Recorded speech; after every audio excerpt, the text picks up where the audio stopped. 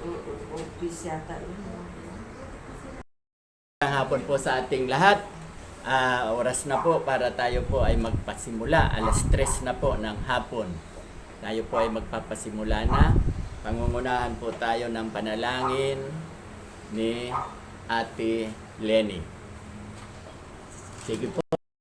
Maraming po salamat sa ako. Hindi po ay tinituro rin po sa aking anak. Kung kami mag-aaral ay yung mga salita. Patuloy na ang mga salita mo, Panginoon, maglema sa bawat puso namin. At yun po ay maitanim sa bawat puso namin, Panginoon. Maitamuhay, Panginoon, po salamat po. At dalangin ko rin po, Panginoon, po yung mga kapatid na kung wala ka rito. Patuloy po sila at anak-sana rin po namin ang Panginoon po. Maraming salamat po, Panginoon po. Alam ko po na nandito ka sa aming kalagitnaan. Sinabi ko nga po na isa-dalawang nakakagod po. Nandito kang kasama namin. Kaya patuloy mo pong pagpalain ng bawat isang nandito, Panginoon. Maraming salamat po sa iyo. Pagkatuloy pa sa salamat sa pangalan mo. Amen, amen. Okay, ngayon naman po ay makakarinig po tayo ng tanging awit. Walang iba ay si Ate Lisa.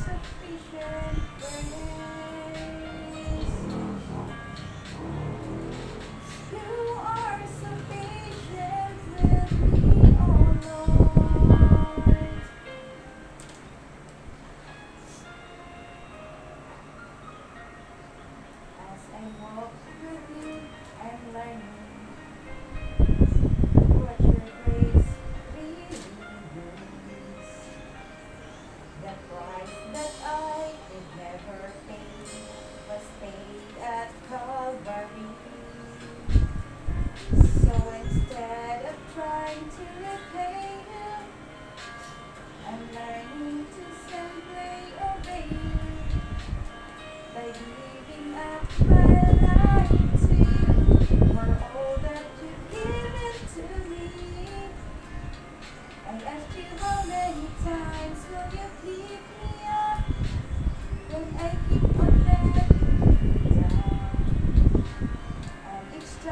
I will fall short of your glory. How far will forgiveness abound? And you answer, my child, I love you. And as long as you're seeking my face, we walk in the power of my daily sufficient grace. Amen. Praise God. Purihin po ang Panginoon sa isang magandang awitin. Ngayon naman po ay handa po natin ang ating mga sarili. Kalimutan muna natin kung ano man ang mga problema natin sa buhay. Alisin muna natin para sariwang-sariwa ang ating pag-iisip. No? So, pangungunahan po tayo ni Ate Lil para sa Bible study ito. Sa pag-aaral natin ng mga salita. Sige, Ate Lil. Magandang hapon po sa ating lahat. Ano sumagot? Magandang hapon din po. Magandang hapon din sa Para ko iyo. tulog itong ating mga kausap. Sabi niya, hindi na sumagot. Kalimutan muna natin ang Kaya mga na, makainom nga problema. ng tubig. Okay. Sino ang nakaalaala sa mensahe na noong linggo? Pastor Dan. Noong kay Pastor Dan.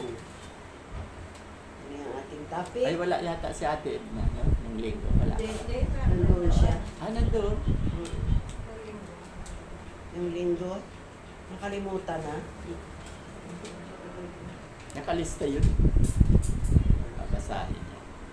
Oh, ano yun? Sa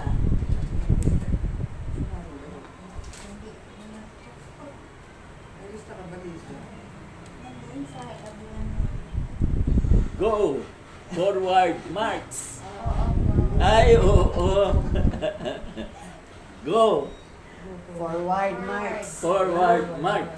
Saan natin makikita yun? Joshua 6:7. Joshua 6:7. Okay. Ano ang naunawaan ninyo sa forward march?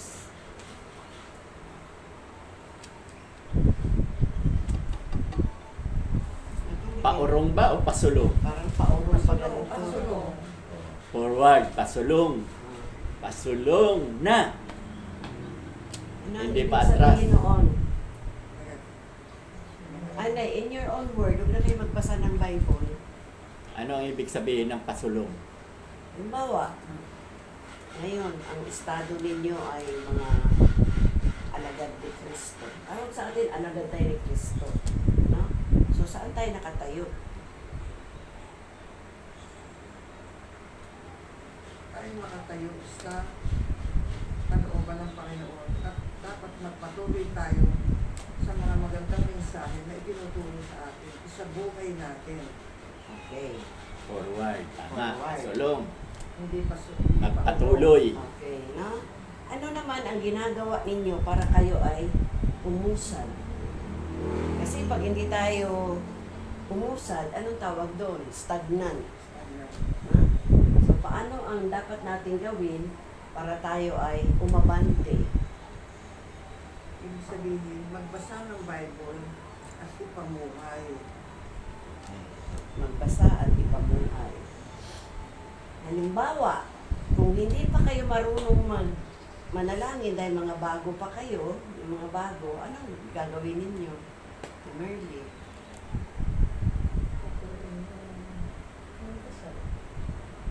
Mag-aral. Magdasal, mag-aral. Hingin natin ang gabay ng Panginoon. Kaya po, Te Edna, Sandali, may sasabihin lang ako. Alam ko, walang tao na hindi marunong magdasal. oo, kasi hindi tayo naghingi eh. Kasi sa loob ng bahay natin, pag may problema tayo, nagdadasal tayo. Nahihiya lang ng Ninervyos open lang. public. No? Pag sa bahay, kaya nilang magdasal. Okay, sige. Kayo po, Te, ano po ang nagagawa ninyo para kayo ay umurong? Umusad? Umusad pala. Ano yan? Sulong? Sulong pa urong. Sulong. Forward march. Kahit na may problema, sige lang, manalangin tayo at alam kong gagabayan tayo ninyo. So, ano po yung gagawin ninyo para kayo ay umabante bilang isang tagasunod ni Kristo, bilang nakarinig na ng salita ng Diyos, bilang kabilang na sa body of Christ. Manalangin tayo at humingi parati ng gabay ni Lord. Manalangin at tumingi ng gabay. Ikaw, Liz, paano ka aabante? Kumbaga sa jeep, dapat umabante tayo para may sasakay. Hihingiin ko kay Lord na matibay ako nakaugat sa Kanya sa pamamagitan ng Kanyang mga salita So, nahingi mo na. Ano ngayon ang gagawin mo? upang sa pamamagitan ng Kanyang mga salita upang malaman ang katotohanan Sapagkat ang katotohanan ay magdadala sa atin ng kaligtasan. At dahil yung ibang mga aral na mayroon na rin akong aral na natutunan mula sa kanya ay akin yung ihayo at isi-share ko yun sa aking mga kaibigan kahit hindi kaibigan. good, no? Halimbawa, sino dito ang may memory verse na? Sino nga ang may memory verse? Magtaas ng kamay. Oh. Yung mga walang alam na verse pa, hanapin nyo sa Bible. Kasi yung mga verses na yung mga pangako ng Diyos. No? So, baka sabihin ninyo, dalangin ako ng dalangin, hindi ako sinasagot ng Panginoon. Eh, wala kang verse na pinagkakaloob sa Panginoon. No? So, ano ang aanihin mo? Hindi mo alam kung alin doon. So, kung wala kang verse na alam pa, ano ang dapat nating gawin? Basta ng Bible. Mag-memorya, siyempre. Mag-memory, no? Kung Memory meron tayong verse. isa, mag-memorize pa ng isa para madagdagan. Kasi yung mga verses na yan, ang siyang magiging sandata natin laban sa kaaway. Yan ang ihahagupit natin. O hindi sila pwedeng, hindi nila tayo pwede, yung kaaway, hindi tayo pwedeng anhin ng Diablo. Tandaan ninyo mga kapatid, ang Diablo ay, nandiyan lang, sabi niya sa Job, sabi ng Panginoon, sa kagaling, sabi niya, nagparoot pa rito. So, nandyan lang yung Diablo. So, everywhere, nandyan yung Diablo. So, para tayo ay maging matatag, kailangan natin ang salita ng Diyos. Na? Sino dito ang nagbabasa ng Bible? Amen. Amen, no? So, mahalaga na tayo ay nagsasaliksik ng Biblia. Okay? So, sino dito ang walang Bible? Ha? Meron siya yung maliit, ibigay ko na maliit lang. Ay, huwag niyo sasauluhin. Basahin niyo muna. Kasi ang ang iyong pangunawa sa Bible, in your own word, no? Hindi mo naman pwedeng i-memorize yan word for word. Okay? So, tinitest ko lang kayo kung nakinig kayo kay Pastor Dan. Nakinig pala kayo. Pero nakalimot kayo. Forward march. Yan ang ating topic. Ngayon naman, tayo ay magpapatuloy sa ating aralin. Ano nga yung ating aralin? Anong book? So, Mateo, Matthew 7. Sige nga, basa nga. Matthew 7.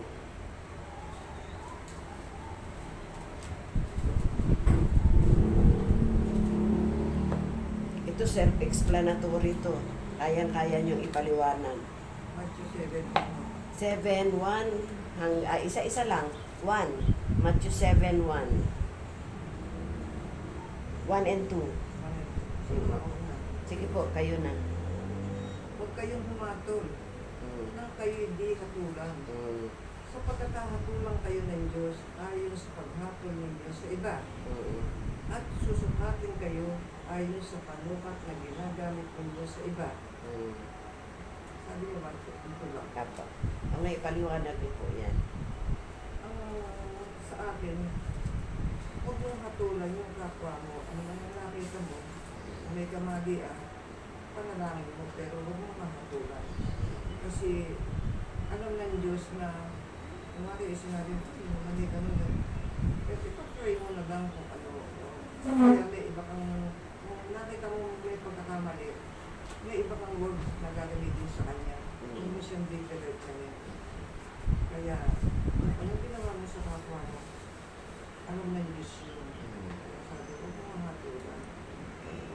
So, ito yung mga paalaala itong mga babasahin natin ngayon ay mga paalaala, wisdom na galing sa Panginoon. Kaya huwag ka daw hahatol. Kung gaano kahaba yung paghatol mo, yan din ang ibabalik sa iyo. No? So mag-ingat tayo mga kapatid, lalo na ang ating mga mata, ang ating mga dila, ang ating mga bibig. Na? Kung hindi nyo naman buhay, huwag yung pakialaman. Na? Dahil meron naman kayong sariling buhay din. Kaya judge not so that you will not be judged. So huwag daw tayong hahatol. Na? The measure you give will be measured to you. Kung ano yung sinabi sa'yo, yan din, sa iba, yun din ang nakakarating sa'yo. So, mag-ingat tayo. Okay? Ikaw, te, 3 hanggang 4. Mababasa mo ba? Hindi rin niya mababasa. Ay mo mababasa. Ikaw na lang, Liz. 3 and 4. Bakit mo pinapansin ang buwing sa mata ng iyong kapatid? Ngunit hindi mo pinapansin ang trosong nasa iyong mata. Paano mo masasabi sa iyong kapatid, halika't alisin ko ang buwing mo? Na yung troso ang nasa mata mo. Hanggang Kapag- 5. Hanggang 5. Hanggang 5? Kapag kunwari, alisin mo muna ang trosong nasa iyong mata at sa gayon makakita ka mabuti at makis mo ang buwing mo. So, ganito magturo ang Diyos. Una, ang itinuro niya, huwag kayong humusga. At ang pangalawa, huwag daw natin tignan ang ano yun? Puwing. Puwing ng iba. Na? So, ano ba ibig sabihin ng puwing? Hindi naman yun. No? Hindi ito literal na napuwing. Kung hindi, kung ano yung mga gawa-gawa niya, hindi naman tama. No? So, ano ang bili ng Diyos? Huwag niyong, ano sabi? Why do you look at the speck of the sawdust in your brother's eye and pay? Tinitignan natin yung puwing ng iba, pero yung puwing pala natin ay gatroso na ang laki. Na? Ibig sabihin yung mga pagkakamali natin. Ang ibig sabihin, mind your own business. Kung natin pakialam sa iba. No? Hayaan mo sila sa buhay nila.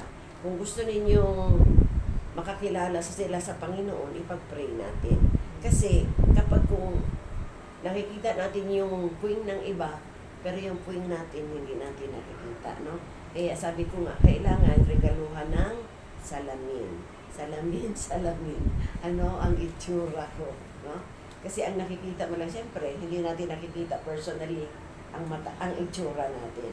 Pero yung iba, listo, lalo na yung mga walang ginagawa sa buhay, kundi ang magbantay na lang ng pag may dumaan o tignan mo siya, ganyan, no? Yung mga chismoso. Marami Oo. marites dyan, sa lugar dyan. Oo. Wala na Pupunta kami yan. po dyan eh. Tinatanong ko saan mapupunta. No? Kahit saan dito. Kahit saan. So, ang dami palang chismosa. Galit na talaga yan. Kaya minsan nakakatamad mo kasi Oo.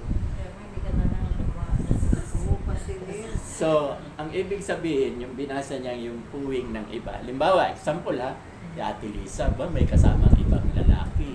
O, di ba, puwing niya yun, yung nagagawa niya. O, huwag kang magturo sa kanya kasi pag tinuro mo siya, ang mata mo, gatroso ang nagagawa mong kasalanan.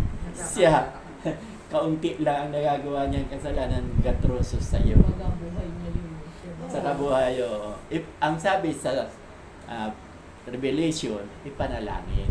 Kung nakikita mo na ang kapatid mo ay nakakagawa ng kasalanan, ipanalangin, no, ang kapatiran. Ganon lang, hindi yung i-chismis na. Dito sa tabon 1, 2, 3. Mag-chismosa yung mga nandiyan sa kapan. Mga kaparadar yan, no? Nakaparada. Mapalalaki, mapababae. Eh di ako, pupunta ako. Pagka may pupunta rito tao, okay ba ako? Eh kung may pumunta, bakit? Anong tatanong sa akin? Hindi iwan ko. Eh doon, ano bang muna ito? Ay, nagmamadali ako. Hindi rin ako nagmamadali. So, Nakikita ko ng Marites sa sagat ng Christmas. so yan na ang buhay nila. So, nakakaawa ang buhay nila. Paano nga sila maka-forward march? Eh, hindi sila nabahagi na ng salita ng Diyos. Meron naman maraming mga churches, ayaw naman nilang sumimba, ayaw nilang makinig, ayaw nilang mag-join ng mga ganitong gawain dahil sayang daw ang oras nila. Hindi nila alam na ang ganitong pag-aaral ay pakinabang. No? Wala daw pera makukuha rito, sayang ang oras nila. Eh wala rin naman silang nakita ng pera dyan sa pagtitinda nila, meron ba? Wala rin naman. Mabuti pa dito, sigurado ka. Ang hindi nila alam, pag nagbasa ng Bible, ginto po yan na nakukuha natin na balang araw ipapadala sa iyo ni Lord.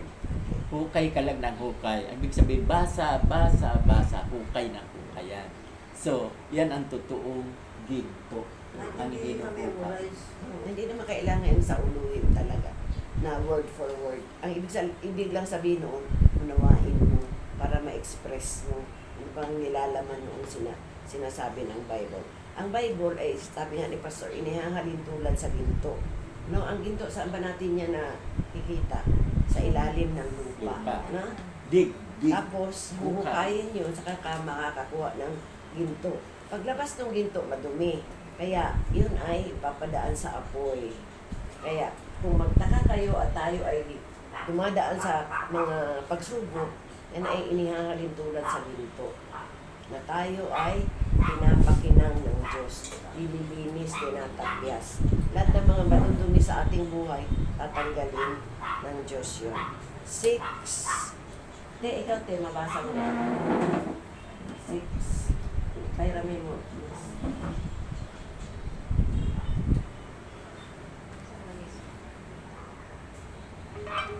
7:6, chapter 7, verse 6.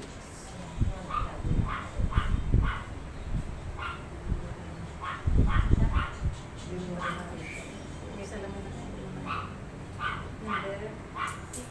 Verse 6. Yeah. 7-6. Ay, Apo, 7:6. Huwag ninyong ibigay sa mga aso ang banal na bagay. Baka pagkatapos ay kayo pa ang malingon at sakalin nila. Huwag ninyong ihagis sa baboy ang inyong mga perlas sapagkat yuyurakan lamang nila ang mga iyon. Okay. Ano pa pagkaunawa ninyo dyan, Pe?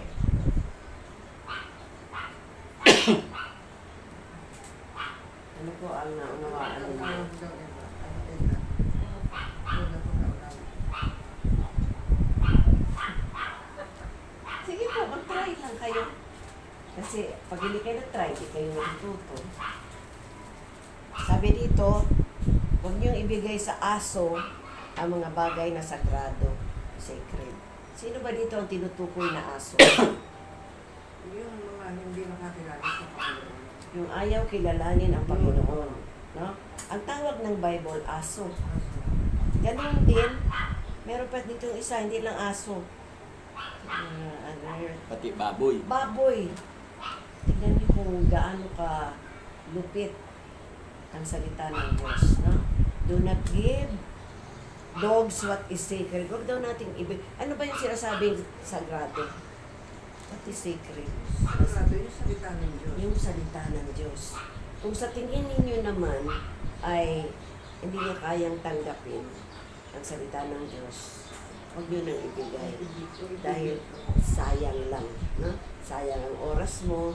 Baka mamaya lait-laitin pa niya yung salita ng Diyos. Sasabihin niya hindi naman mahalaga yan. Ang mahalaga maghanap buhay ako. Nakahanap ba ng buhay? Baka hanap, patay. Dahil anong biyaya ang makukuha mo kung hindi mo uunahin ang Diyos? Diba? Ang lahat ng bagay dito sa mundo, pag-aari ng Diyos, maging yung hanap buhay. Kung tayo hanap buhay na walang biyaya galing sa Diyos, wala tayong mapupulot. No? Kaya sabi niya, do not give dogs what is sacred. Ang sabi pa dito, ang banal na kasulatan o ang salita ng Diyos ay inihahalin tulad sa perlas. Kaya wag daw nating ihagis sa mga baboy. Bakit baboy? Ano ba ang katangian ng baboy? Kasi ang baboy, kapag meron tulad sa mga walang kwentang tao na hindi umiintindi ng salita ng Diyos, hindi inuunawa kung ano ang kahalagahan ng salita ng Diyos. Po. Alam niyo, ang katangian ng baboy, papaliguan niyo, may malinis na. Maya-maya, ano na ang ginagawa niya? Pupunta doon sa putika. Babalik siya sa putik. Na? Susubsubin na naman. Oo, kaya doon na siya magpapagulong-gulong hanggang magputik na naman siya. Ibig sabihin, wala na siyang, ayaw niya ng kalinisan, ayaw niya ng kabanalan, kaya siya baboy. No? At babalik ulit doon sa kasamaan. Oo. Yun ang So, ibig sabihin. huwag natin daw ihagis itong salita ng Diyos. Sa tingin natin ay baboy at ano pa yun? Aso. Sayang daw yung salita ng Diyos.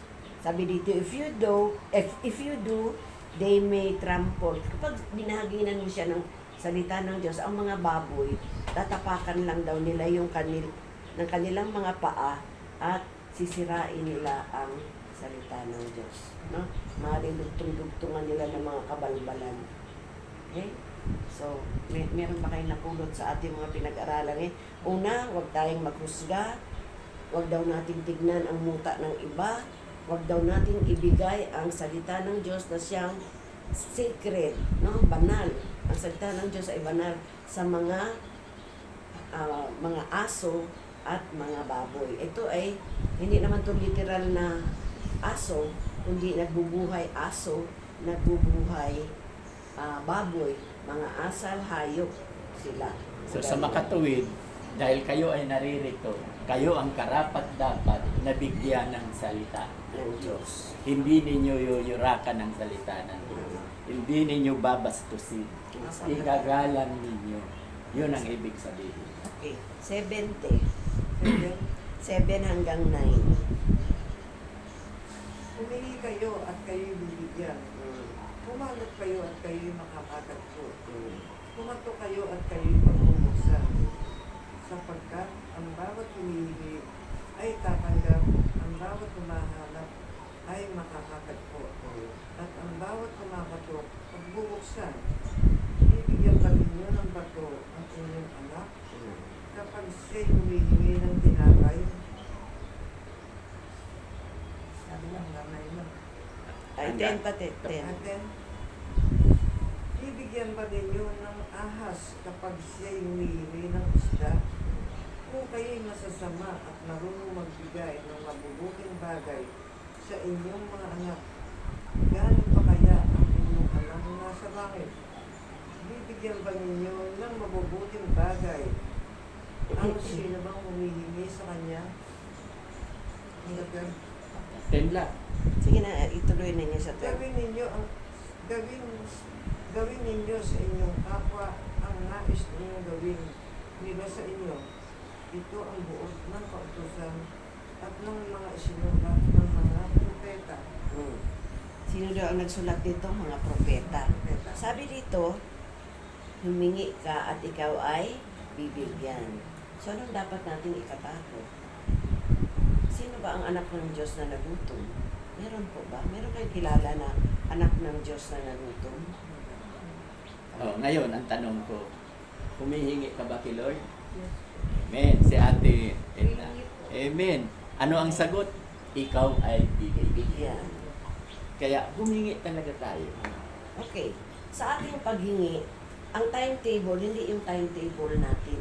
Baka sabihin niyo, Lord, bukas gusto ko may pera ako. Ay, hindi ganun ang Lord. No? Ang ating paghingi, tama yun. Yung pagbibigay ng Panginoon ayon sa kanyang kalooban. Na? So, tinitignan ng Diyos kung totoo tayo. Ano ang laman ng ating puso? Kasi sabi nga ng banal na kasulatan, out of the abundance of the heart, the mouth speaks. Ibig sabihin, mula sa biyaya ng ating puso, sa laman ng ating puso, lumalabas yung mga salita natin sa ating bibig. Kung mabuti ang laman ng ating puso, mabuti rin ang ating sinasabi. Kung masama ang laman ng ating puso, doon din lumalabas sa ating bibig. So, nakikita ng Diyos yan. Kaya nga, sa ating pananalangin, timbangin natin, ano ba ang sinasabi ko sa Panginoon? Tama ba ito? Kung hindi, Patawarin mo ako, Panginoon. No?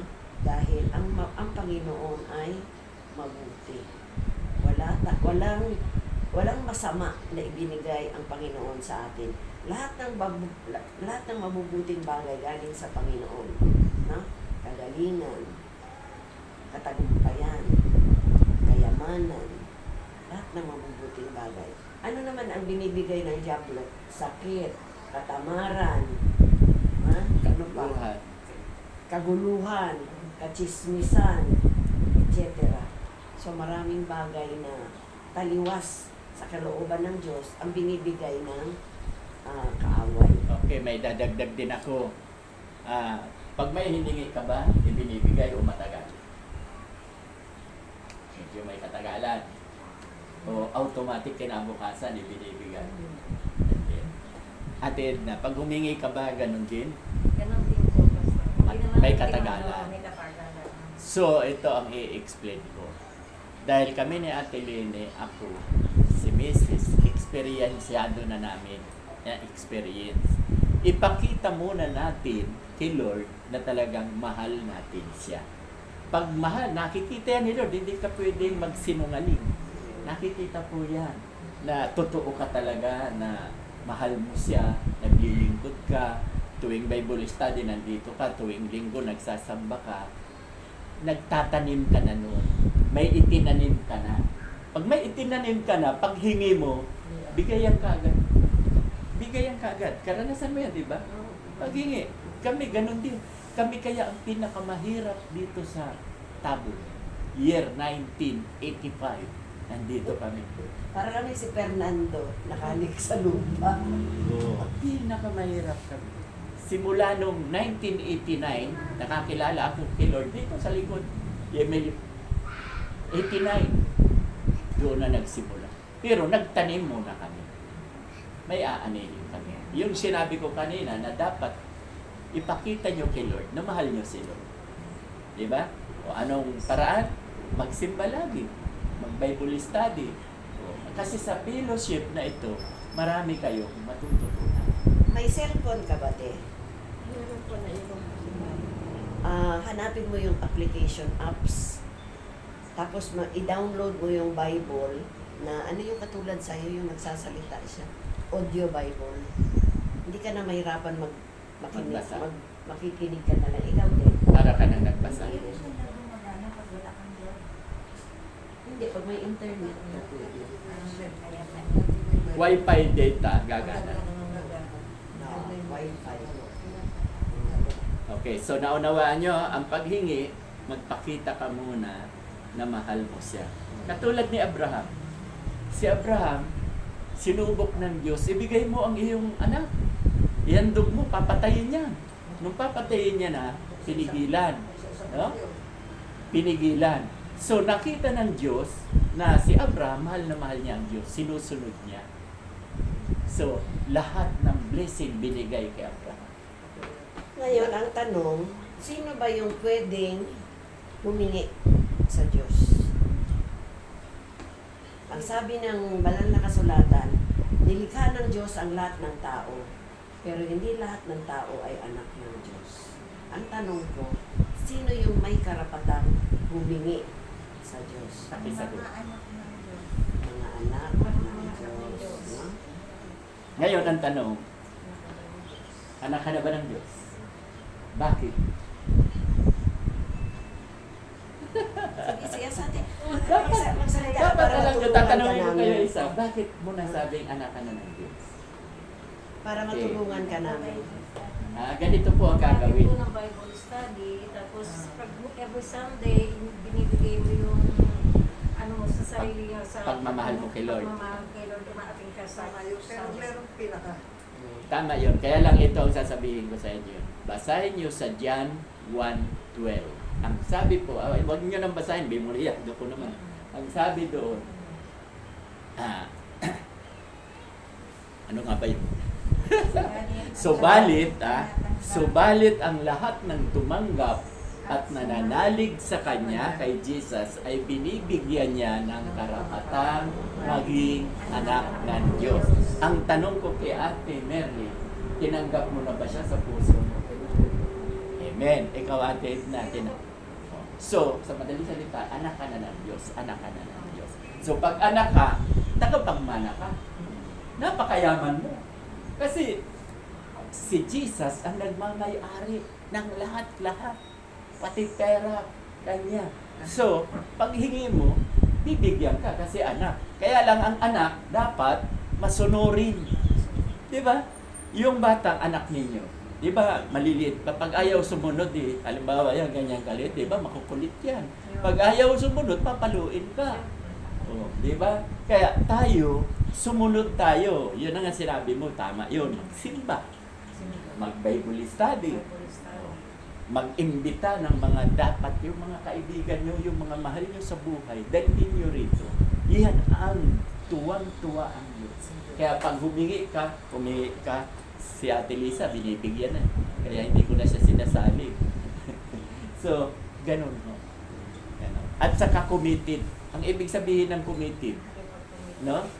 Tulad ni Ate Lisa, huwag naman magmalaki ang ulo ni Ate Lisa, no? Huwag naman magyabang. Simula nang makakilala, hindi yan nag-a-absent. Maliban lang siguro kung magkasakit. Hindi naman nagkakasakit dahil mahal niya si Lord. Committed siya. Hindi na yan inuutusan magbigay. O ang ibang mga pastor, magbigay ka ng ikapo, mag-please ka, mangako ka, mayroon tayong mission, magbigay ka. Diba? Ganon ang iba. Pusa loob. Mabuti sa atin, hindi ako ganon. Alam na alam niya yan. Hahayaan ko kayo yung pusang loob. Si Lisa, ganyan lang yan. Pero hirap na hirap yan. Hanggang ngayon, nagbabayad kayo ng utang, di ba? Pero hindi pinababayaan, nakakaraos. Kasi anak na siya ng Diyos. Kaya pag tayo ay anak ng Diyos, di ba? Ang anak mo, ihingi sa'yo. Di ba sinabi kanina? Ayun, binasa niya. Pag humingi ba ng tinapayahan o kaya isda ang anak mo, bibigyan mo ahas. Di ba? Yung mga binasa ni Ate. Anak na tayo. Pag hingi mo kay Lord, bibigyan ka. No? Pumato ka, bubuksan ka, maghanap ka, makakasumpong ka, at humingi ka, bibigyan ka. No? Ang ganda ng ating talakayan. Okay, sige. So, ang sabi nga, humingi ka at ikaw ay bibigyan. Lahat ng binibigyan, sabi nga ni Pastor, committed.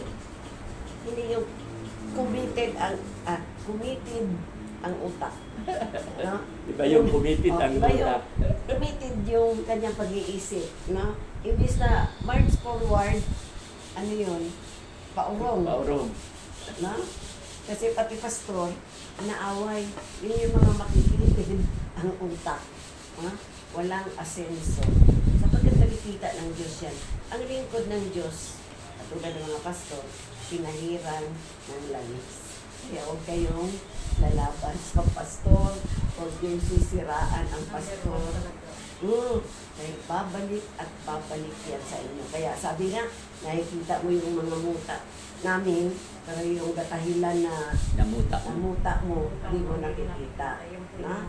So, dapat kung paano kayo inaruga ng inyong manggagawa, ganun din ang respeto na ibabalik nyo sa Kanya. Dahil yan lang ang kaligayahan ng pastor. No? Alam nyo naman na hindi naman yung katulad ng ibang pastor na talagang well provided.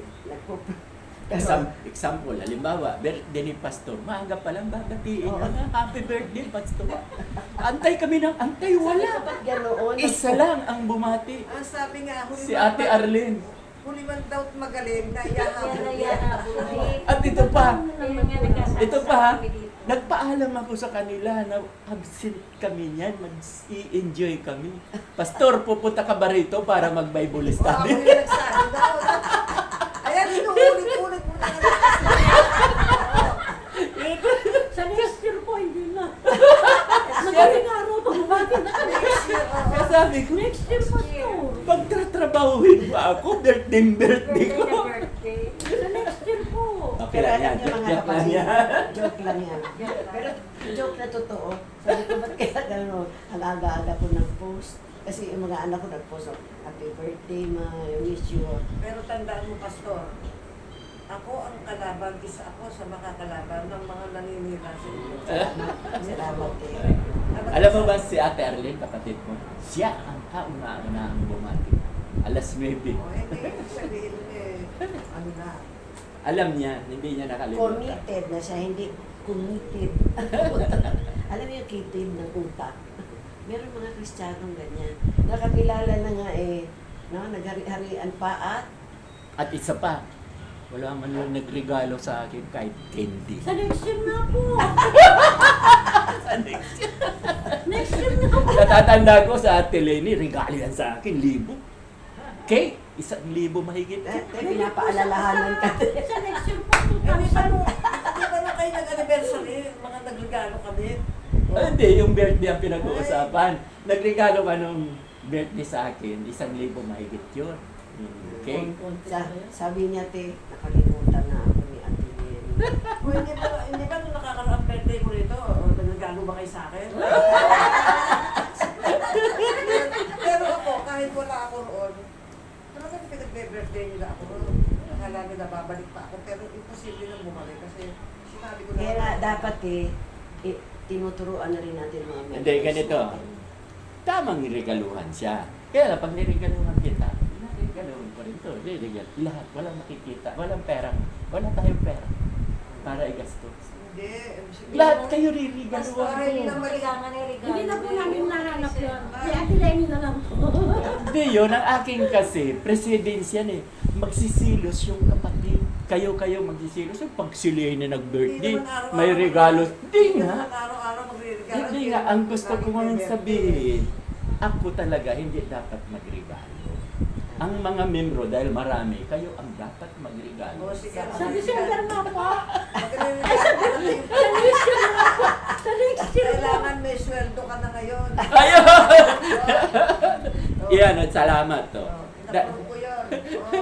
Salamat, mayroon na akong natanggap na sweldo. Oo. Ibabalita ko yan sa linggo. Oo. Kaya masaya ka na. Kasi Masaya tinanong na mo ako.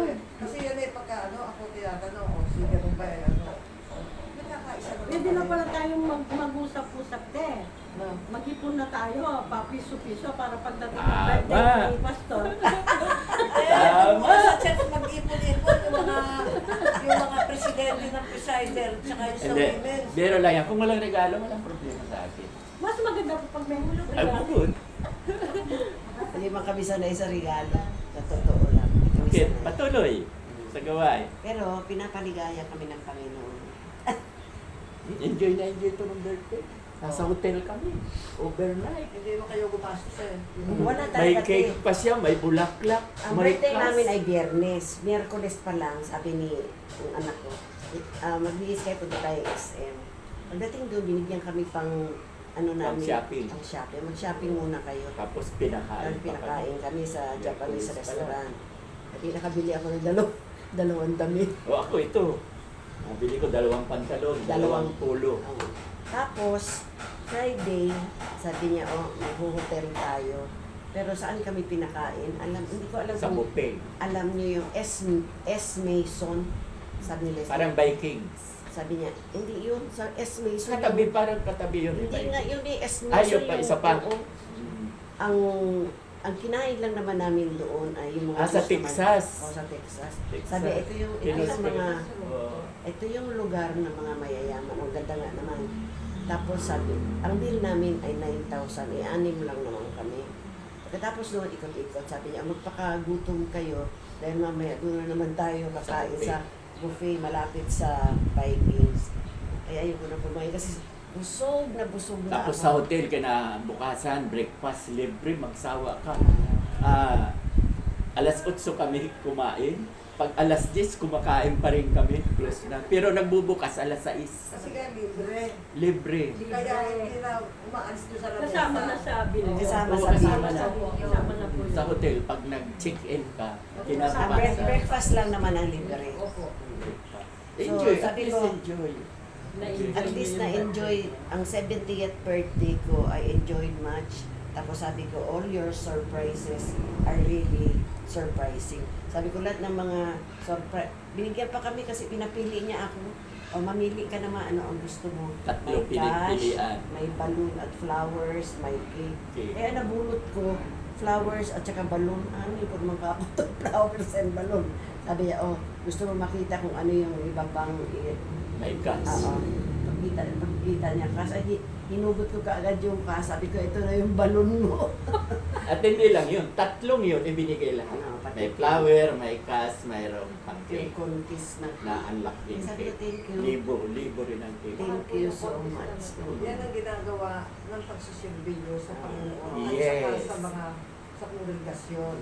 Kaya sabi Lahat. ko, Lahat ng kabutihan, natatanggap niyo. Lahat ng biyaya ng Yes. Panginoon. Kaya hindi ako umaasa sa inyo na bibigyan niyo ako. Kasi pinagpapala na yung anak ko. Nandoon ang blessing. Dahil itong ginagawa namin, nasa kanila ang blessing. Wala kaming anak buhay. Ngayon lang ako nagkasweldo. Noon wala talaga sweldo for 2 years. For 2 years. Kaya ngayon, simula ngayon, buwan-buwan, kukuha na ako ng sweldo. Dahil meron na akong car. Grabe ang maintenance. Gumastos na ako ng 32,000. Kaya Ayan. kailangan may service. May Kasi sweldo pagka, na. ano namin din, nag-uusap. Nag-uusap kami. Kaya Okay. thank God, may sweldo na ako. salamat sa Diyos sa lahat ng kanyang kabutihan. Kaya, ang mga anak ng Diyos talaga ay puro kabutihan. Bagamat tayo ay dumadaan sa mga pagsubok, hindi yan mawawala. Dahil bakit? Nasa laman pa tayo. Pero kung tayo ay anak na ng Diyos, kahit sinusubok tayo, ang ating patutunguhan o yung forward march natin, tungo doon sa langit na. Hindi na tayo sa impyerno. Pero hindi pa ngayon ha. Ay, hindi pa ngayon. Hindi pa ngayon. 101. Kasi itong mga bago nating mga kasamahan, i-enjoyin din nila yung na-enjoy natin. Kaya magpursige kayo mga kapatid, dahil dadating din ang time ninyo. In God's time. Kaya nga, di ba dapat lagi natin sasabihin, in God's time, ayon sa kalooban ng Diyos. No? Hindi yung kalooban natin.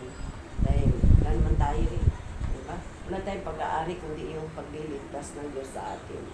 Bukod doon, bagamat yun ang pinakamahalaga, yung added attraction sa buhay natin, ang Diyos ang may control ng lahat. Na? Kahit na naghihingalo ka na, kapag ayaw ka pa ng Diyos na mawala at hindi pa binabawi ang buhay mo, gagaling at gagaling ka. Na? So, tayo ay dapat na magtiwala sa Panginoon. Tapos, ang sabi dito sa verse 12, so in everything, do to others what would have them do to you, for this sums up the law of the prophets. Ibig sabihin, gumawa tayo din ng kabutihan sa ating kapwa. Ha? Yan ito daw ay galing sa batas ng mga propeta. Okay. And sabi, do good unto others. Ha? Kahit na masama ang ginagawa nila, ibalik natin yung kabutihan para makita sa atin na tayo ay mayroong Diyos na ipinapamuhay natin ang salita ng Diyos. Baka naman hayo lang tayo ng hayo, ay masama naman pala ang ugali natin. Kapanipaniwala ba? Katulad ng bagong Bible study group. May credibilidad pa ba yun? Saan may Bible study ko? Ayun. Diyan. Sa kabila? Doon sa kaibigan nyo. Kaaral lang natin ha, huwag daw tayo magtuturo dahil mas Hindi natanong nyo ko eh. Doon sa kaibigan nyo. Hindi kayo may kasalanan yan. kaaral lang natin ha. Kaya Don't sa- judge. Tingnan nyo sa hinaba-haba ng panahon, lalo tayo nag-Bible, walang sweldo si pastor. Pero yung mga guests, Tumanggap na yan. tumanggap na. Naka 42,000. English, Linggo. marami. Buwan-buwan. Buwan-buwan. Pastor Dan. Samantala si Pastor ay wala. Kaya kami nag-usap, dapat meron na si Pastor. Saka hiningi ko na. Pinagtibay na kasi. Yung July pa, pinagtibay ng BOT, Board of Trustee, na dapat na akong bigyan ng 20%. Hindi ko pa rin kinukuha dahil hindi ko naman kailangan. Pero ngayon, na January, binigyan ako ng car. Sabi ko sa kanya, hindi na po pwedeng hindi ako kukuha. Kukunin ko na. Ang nakuha ko ay 20,000. Kinumpute ko from July to March ngayon. Ang nalikod ko ay 100,000. So, ang 20% of 100,000 is 20,000. Kaya nakakuha ako. Kaya mayroon na akong pang-maintenance sa sasakyan. Kailangan yan eh. Kailangan talaga. Kailangan. Pupunta ako, may Bible study. Tulad ngayon, may Bible study. Dala namin ang sasakyan. Nandiyan kay Mercy. Talaga pinagkaloob sa iyo yun. Kaloob talaga. Regalo pa yun. Kailangan mo talaga yun eh. Hindi ko yan binili. Oh. Pagkatapos, nagagamit ko pa sa Mandaluyong. Tuwing TTH na ngayon, Tuesday and Thursday, pumupunta ako doon. 1 hour, hindi. Yung una kong punta sa umaga kasi alas 5. 45 minutes, nandoon na ako. Ako lang mag-isa. Nung Thursday, umalis ako ng alas 6. Alas 7, nandoon na ako. 1 hour na. Oh, so, nakakatulong. Ang laking tulong. No? Kaya ang dapat, nanonood kayo nung mga ipinapalabas ko. Kasi unang-una, malaking tulong po yan sa inyo. Ang gaganda ng ibinigay sa akin ni Lord na ituro. Ang gaganda, hindi ko pa na ituturo sa inyo, na ituro ko na sa kanila. Kasi marami pong nakikinig. Di ba? Pag pindot mo kaninong kakatapos ko kaagad, wala pang isang oras, sabi niya, 285 na kaagad ang nakakita hanggang umaabot ng 1,000. So, ang ibig sabihin, ang mga itinuturo ko, katulad ng itinuturo ko sa inyo, na ang importante, pag binawian tayo ng buhay, sa langit ang tungo natin. At itinuro ko rin sa kanila na hindi pwedeng sa 60, 70, 80 lang ang buhay natin. Kaya tuwa sila, 120 pala. Pero sabi ko naman, wag na yung 120, 105, 101, masaya na kami ni Ate Lini. Okay ba? Okay, ganun. Lahat yun. Kaya may mga bago akong itinuturo na ituturo, sisermon ko sa linggo. Magugulat kayo. Kasi ang si Jesus, between 3 a.m., alas 3 ng umaga hanggang alas 5, gising ako. Ginigising ako at nagbabasa o kaya nakikinig ng audio video, no? Nakikinig ako. So, ang insight ipinakikita sa akin yun, ito ang ituro mo, ito ang ituro mo. Magugulat kayo sa linggo, sasabihin ko sa inyo. Pero sa broadcasting, nasabi ko na, nauna sila. Kung manunood kayo ng broadcasting. Okay. Ano yung napag-aralan natin ngayon? Matthew 7, una-una, huwag daw tayong humatol sa iba, sa ating kapwa. Huwag daw nating ibigay ang perlas sa mga aso at mga baboy dahil sayang lang. At ang sabi dito, humingi ka at ikaw ay bibigyan, kumatok ka at ikaw ay pagbubuksan, humanap ka at ikaw ay makakasumpong. Bakit?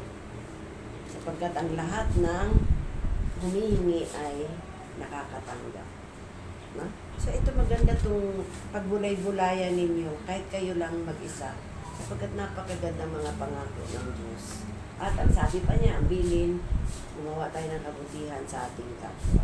Para makita na ganito pala ang Diyos ninyo. No? Okay, dahil oras na, may 5 minutes na lang, ano ang prayer request ninyo, ipapanalangin ang aking may bahay. Prayer request. Ate Marlene, kamaya kung anong gusto mong hingin kay Lord. Ito na yung time. Humingi ka at ikaw ay bibigyan. Kumatok ka at ikaw ay bubuksan. Umanap ka at ikaw ay makakasunod. Kung ano man po yung naging problema, sana naman po maging maayos. Kahit hindi mo na sabihin, alam naman ni Lord kung ano ang problema mo. So, ang problema ni Merly dapat na maayos. Naninanalig siya, nananaw na, ay, ni Merly. Okay, si Ate Lene, Kagabi niyo, kung maging tuloy-tuloy lang. ang kagalingan. Parang hindi na niya ibinibigay sa akin. Sabi niya po. Saka yung napasalamatan ko, kasi yung anak ko na-opera rin sa magaling niya. Natapos na ako. Yung anak ko rin na si Eric, makauwi na. Yan is ata. Oh. Linggo-linggo. Linggo ay agree. Linggo. Sabi ko na yan dito ng linggo. Okay, so Ate Edna, ano, yung dati pa rin? Yung dati po. Oh, Lil, Pagkaloob. Ate Lil, yung dati niyang problema. Yung dati kong problema na hinihiling. Na gusto niya na answer. Answer prayer na.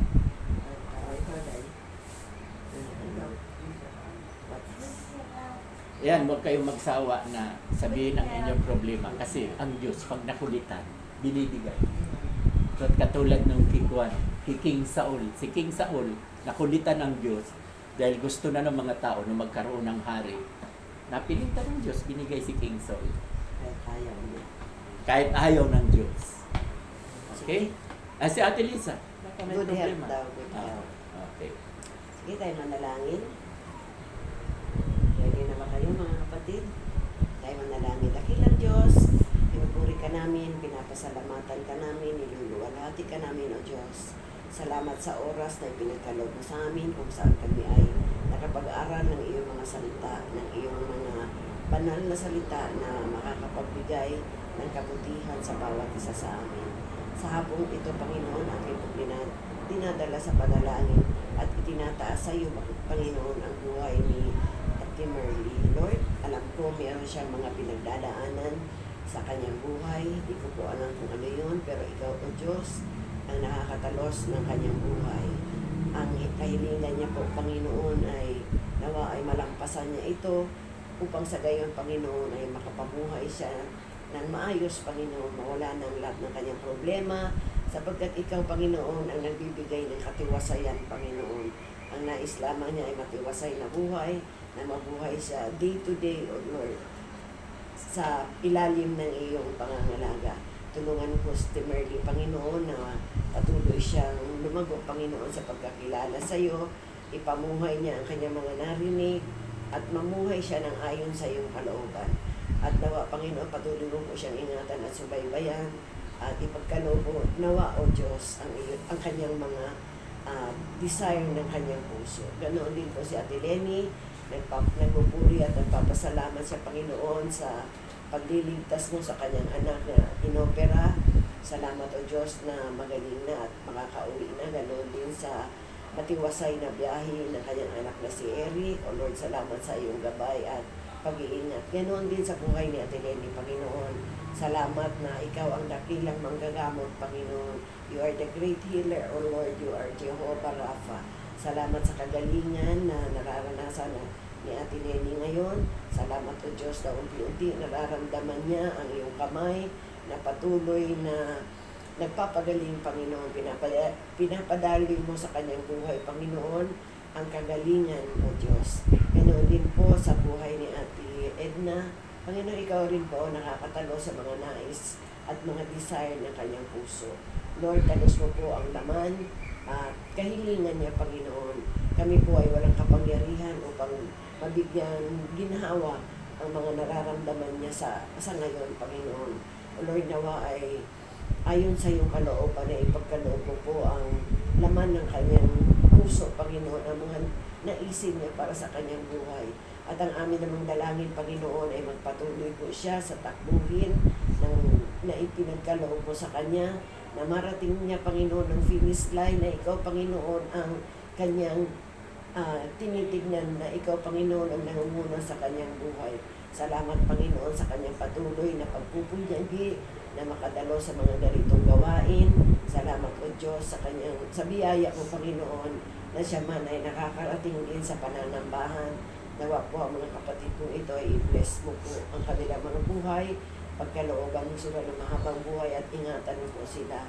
Ganon din si Ate Lisa, Panginoon. Salamat, O Diyos, na sa pamamagitan mo, ang kanyang pag-ibig sa iyo ay kayo na lamang din, Panginoon, na pagamat dumadaan din siya sa parang apoy ng buhay, Panginoon. Subalit alam ko, Panginoon, ikaw ang pumapawi nito at ikaw ang magkakaloob sa kanya ng maayos na pamumuhay at daratnan mo siya, Panginoon, na nagpapatuloy, na daratnan mo siya, Panginoon, na nagpupunyagi na maging kalugod-lugod ang buhay niya sa iyong harapan, Panginoon. Akit ang dalangin, Panginoon, pagpalain mo po si Ate Lisa, maging ang kanyang negosyo, Panginoon, ay i-bless mo rin, maging ang kanyang sambayan, ang kanyang mga anak, O Diyos, nawa ay pakaingatan mo po si Ate Lisa, maging ang laman ng kanyang puso, Panginoon, na magpatuloy siya, Panginoon, sa kanyang takbuhin. Nawa ang bawat isa sa amin, Panginoon, ay masumpungan mong nagtatapat, committed, hindi committed ang utak, Panginoon, kundi naging commitment na nila ang ipaglingkod ng kanilang buhay, Panginoon, para sa iyo. loobin mo nawa, Panginoon, na sa susunod pa namin mga gawain na katulad nito ay idako mo po ang iyong mga anak na wala dito ngayon, si Ate Ana, si Beth, si Ate Seni, at sino pa man, Panginoon, na nakalimutan pong banggitin. Lord, sa amin pong sandaling pag-iwalay, i-bless mo po ang bawat isa sa amin at patuloy ko po pinagpapasalamat ang mabuting kalooban ni Ate Lenny na dito namin ininalaos ang isang gawaing banal, binubukas niya ang kanyang tahanan, Panginoon, upang dito namin ipahayag, Panginoon, ang iyong kabutihan. Pagpalain mo po ang tahanan na ito, maging yung kanyang anak, Panginoon, na may karamdaman, O Lord, ikaw nawa, Panginoon, ng patuloy na magpagaling sa kanya.